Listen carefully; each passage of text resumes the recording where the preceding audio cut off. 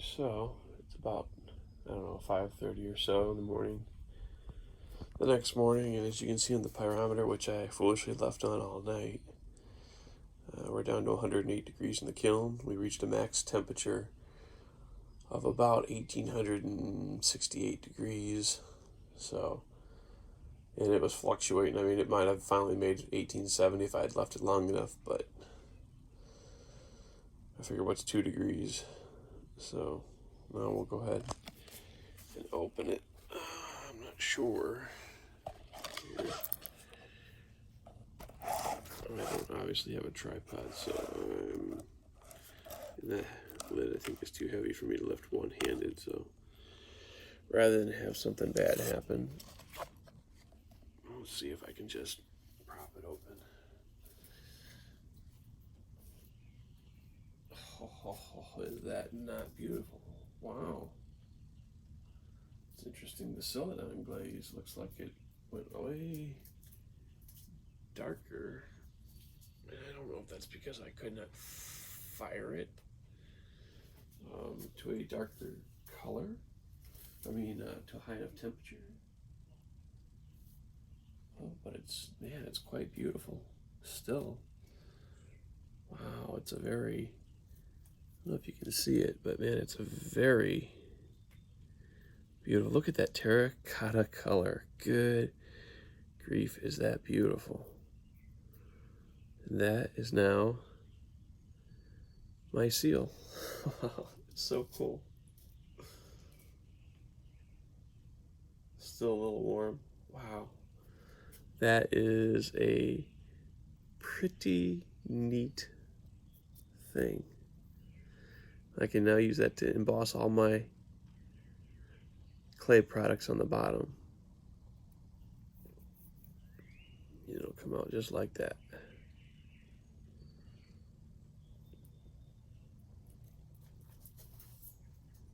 So it looks like the wood ash didn't do much. So the tiles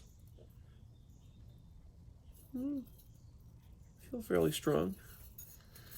Looks like the wood ash did not really do much of anything. Now on these, they look a little rougher because they were a little dry, and as I was laying them over, the clay was dry as I was forming these. I maybe need to go a little wetter, and as I was forming them over the paint can, the top started to crack. So to preserve it from cracking more, I took wet clay with my fingers, just wet earth. I mean, it wasn't refined clay or anything, and I rubbed it into the cracks. So it did preserve it, but it kind of gave it that kind of rough texture, whereas, as you can see, this is quite a bit smoother. But wow, the color red is really pretty. I can't wait to make other pottery and stuff out of this. Let's see it in this color. Let's see here. There's another one. So again, as they're done, they'll sit on my roof up there on top of the kiln, one over the other like that, and that will allow the water to run off without wetting the cob. So, and again, obviously this wood ash did not get hot enough to actually start melting the wood ash. I guess it's only at higher fire temperatures. I know the potter who I watch a lot on TV, Simon Leach, he heats his kiln to cone 10 when using wood ash. And again, he also doesn't apply it the way I did, because I was just using it as a dry powder to stop the tiles from sticking on the board. When he's applying it in his pottery, he actually, I believe, probably mixes it into a water solution, very fine particles, and just sprays it onto the outside, so it's a much thinner coating. But also, again, he's firing to much higher temperatures. I got up to 1870 degrees. He's firing to probably 2300 degrees, so it's 500 degrees more. And this probably would have changed. Now, I'm not sure, maybe I'll also be able to kind of wipe and wash this away to some degree too, which again, if it's, I can place these tiles to where if it's on the inside, I place that side down and you'll never see it. So, but man, so I'm very interested that the Celadon glaze, which should be normally a kind of a greenish color, is a very brown color, but at the same time, still very pretty. And it does have some sort of like little silver flecks in it, so that's pretty interesting. But on the whole, the fact that my tiles did not fall apart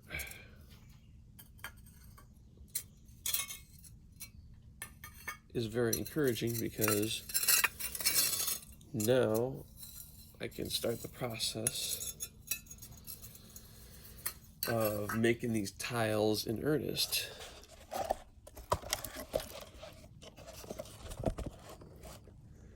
Get the leaf in the way here. I can start making these tiles in earnest.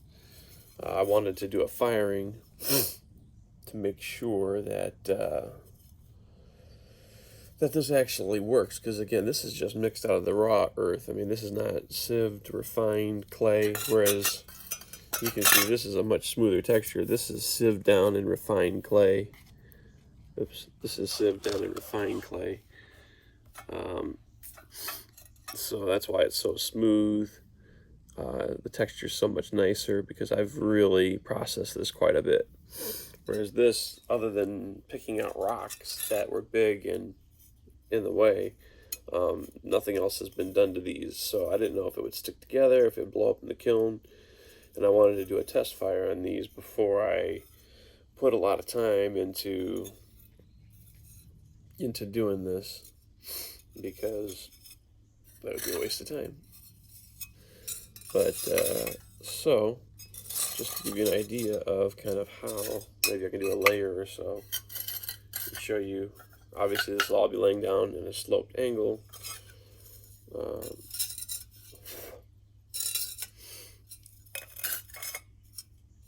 So, and again, you kind of you'll pick which shapes work the best and fit together the best. But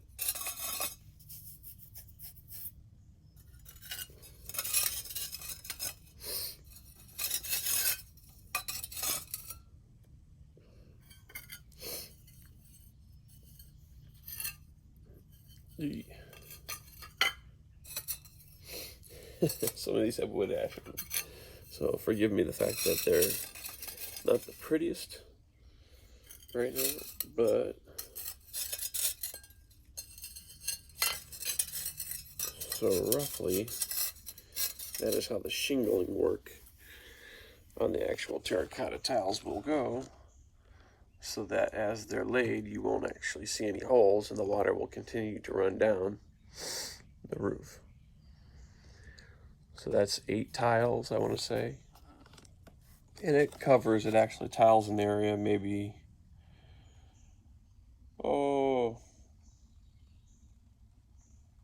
say it's close to 1 foot square with 8 tiles. So I got to figure out when I'm done with the kiln itself and I've actually made the roof and the chimney, figure out how many square feet I need. But I think until then, because it's going to take me a little bit longer to finish the cap on the outside, and obviously I still have to align the inside with brick. I still have to I still need to finish making my form for the arched roof inside the chamber.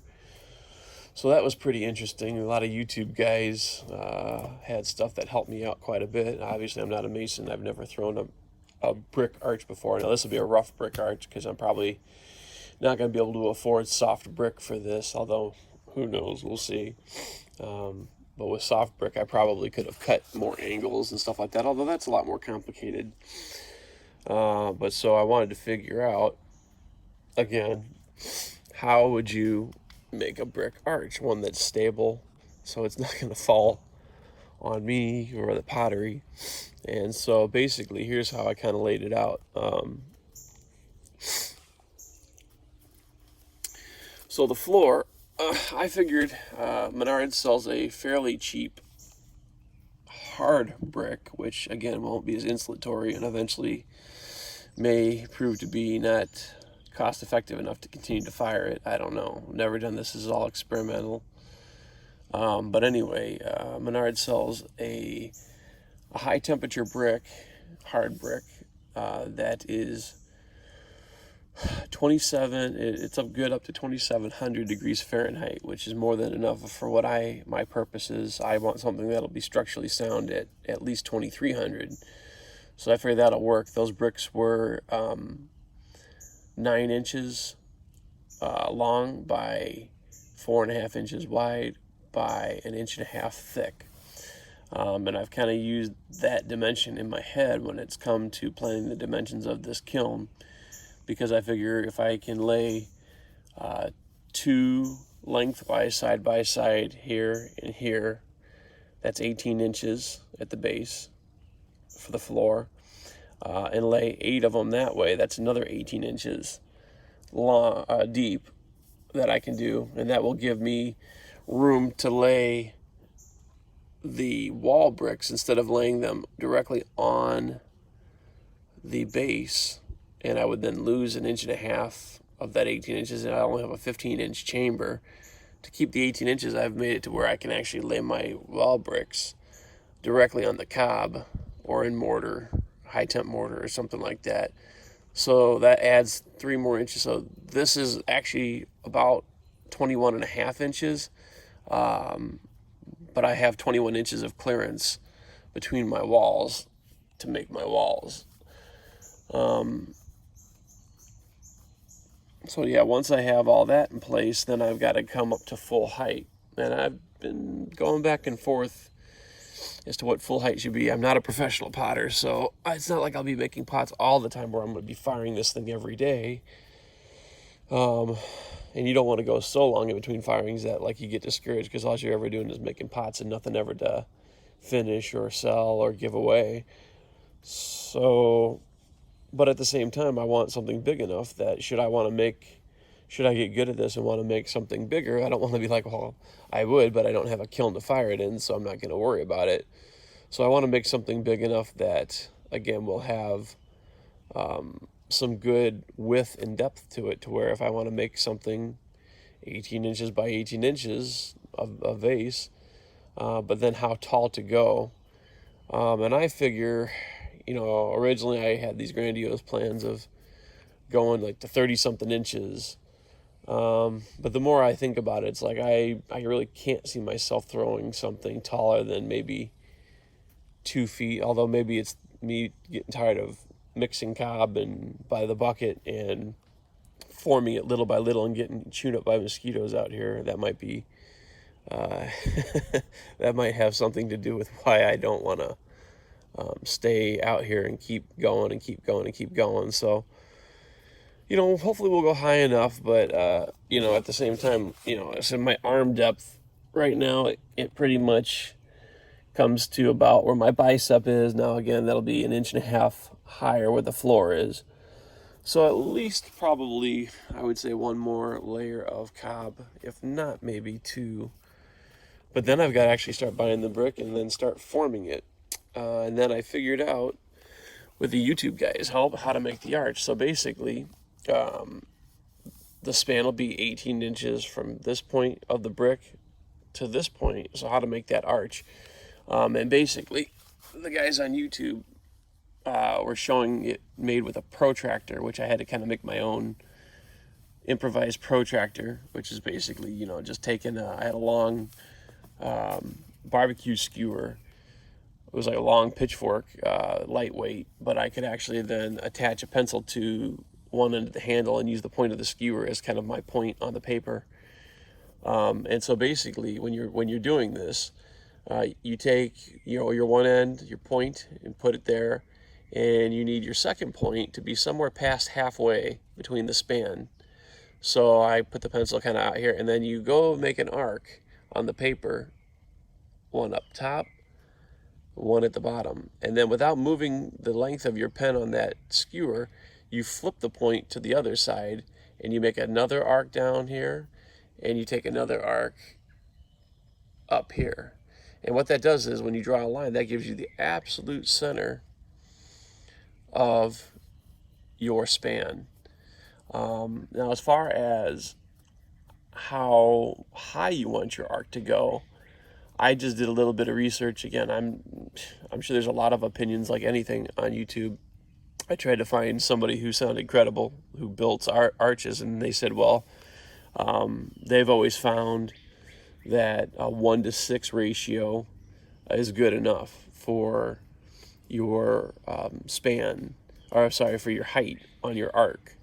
And then they said, well, and when they did their research, they found that like the Brooklyn Bridge, no, was it the Brooklyn Bridge or the Golden Gate? One of those two bridges is exactly a 1-to-6 ratio for their arcs. And I was like, well, if that's good enough for those kind of bridges, I'm sure it's good enough for my little kiln. So because I have an 18-inch span, I decided that a 1-to-6 ratio then would be 1 inch high for every 6 inches of span. So that would give me a 3-inch lift. So once you have your center line, you figure, where the even mark is there, your level line here through the center, and then you go up 3 inches and make your mark. So now that's the top of your arc. Then you actually draw a line from your center line and your top measurement. You imagine that there's a line here, and you take your protractor, and now you go more than halfway past the length of that line, and you make another arc up here, and then you make another arc down here. And then you do the same thing. You flip over to that cross between your height mark and your center line without moving your pencil, and you make another arc down here, and you make another arc up at the top. You make another arc up here, and you draw a line through those two X's as well. And where that line intersects the middle line that you drew here, that is a very important point now, because that point right there gives you the exact location of how to make your arc now. So what you do is you put your protractor tip on that intersecting line through the center line, and you put your pencil at your corner, and as you draw it, it will make the perfect line that goes through 3 inches tall, and then it will make it perfectly to the other corner in a perfect sweeping arc like that. So once you have that, now you have a template to go ahead and cut your wood out of, your cardboard out of, however you want to do it. So once I made my paper template, then I went ahead. Sorry, my camera work isn't the best. I don't do this for a living, So I made it first out of paper, and then I traced that onto cardboard to cut that out. And once I cut that out, I took this piece of wood here, which is a scrap piece of wood that my brother-in-law gave me. Thank you. And I traced out 3 arches, because what I figured was, since my kiln is basically 2 lengthwise bricks wide, it would also, if you were, it's 18 inches by 18 inches square, it will also then end up being 2 bricks deep. So what I figured was, if I take and cut out these 3 arcs, and then I attach them, I've got a piece of wood here that I've marked up. I got to get a saw. But I've basically taken my wood here, and I've been thinking about how I'm going to do this, because obviously this form also then has to go on top of some posts inside the kiln temporarily to hold the the shape in place so that I can put bricks over the top of it. So anyway, I've got some marks here, and basically I'll take pieces of wood like that and attach this like a 3-tier sandwich. So basically I'll have a bottom tier, I'll have wood attaching there, I'll take another arc, put it on top of that, screw it to there, put more wood, and then attach the third tier, and then I'll have in situ a nice three-tiered arc, three-tiered template form. And then once I have that, I will put it on top of the wood planks in position inside the chamber once the walls and the floor are built. And now I'll have, they'll actually be spanned far enough where lengthwise I should be able to rest one end of the brick on the form at all times. I'm hoping. It is a little thin. It's only maybe like a 1-inch thick piece. So I might have to be a little careful about that, or maybe I might even end up at some point. Yeah, hopefully it'll just be wide enough, and I'm careful enough that if I build it correctly, I should maybe at least be able to get a 1/2 inch of the brick on each side of the wood. But then, like I said, I'll be able to lay the bricks and start laying. So basically, if you can imagine, if this will hold up, maybe it will. So if you can imagine this being 3 deep, and you'll lay, the bricks will be lengthwise laying from here to the support behind it, and you'll lay brick, brick, brick, brick, brick, brick, brick, brick, brick, brick, brick, brick, brick, brick, brick, brick, brick. And then I'm anticipating that I'll use high temperature refractory mortar in between the bricks because it's a rough arch. So if it's not a rough arch, if you're actually cutting all of your angles, then you don't need the mortar as much because they actually all fit together just perfectly. But since I don't, I'm going to put mortar in between them, and that will help hold them. But they basically then should all self-support each other, and all the pressure is pushed to the corner of the top of the walls, and the actual walls of the kiln and all that will take that pressure, and it will support itself. So, and that's something else that I was thinking about as well when I'm thinking about the height of my kiln. Is true, I'd like to have little taller things, but whatever height I have achieved on the sides of the walls, I'll get an extra 3 inches in the middle, so I could always put a little taller something in the center. So anyway, that's pretty much the tour of what I've been working on. I'm actually very, very, very, very happy with the color that the terracotta turns, because I plan on making, again, other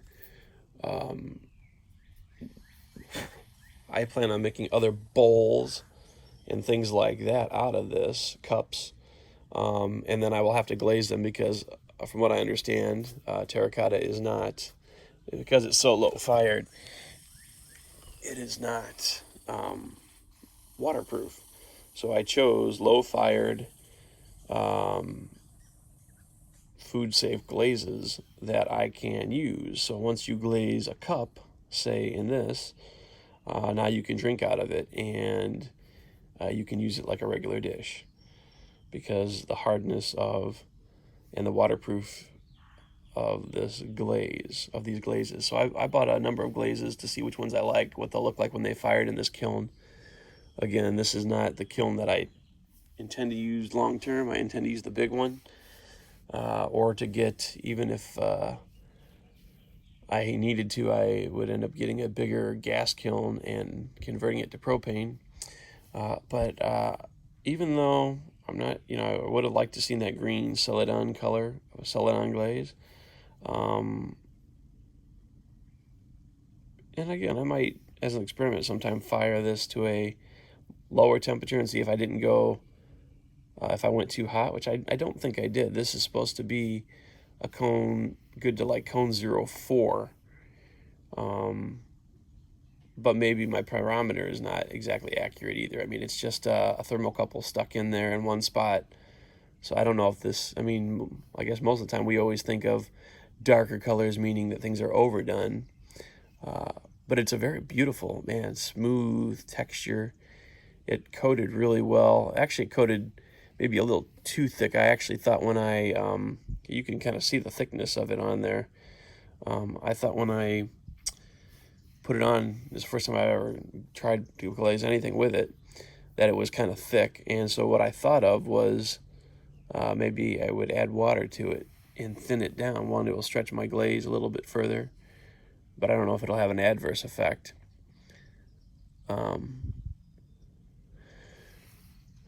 But yeah, I mean, normally we'd think that that has been overfired because it's darker, but ceramics, who knows? But I love the color of that terracotta. So, all right, that's the end of this video, and at least it looks like I've got to start getting to making more tiles because it works very well. So, talk to you later. And again, you know, this is the color of that clay where I mixed it. This is the color of that clay before you fire it. It just boggles the mind that it changes color so beautifully. All right, thanks a lot. Bye.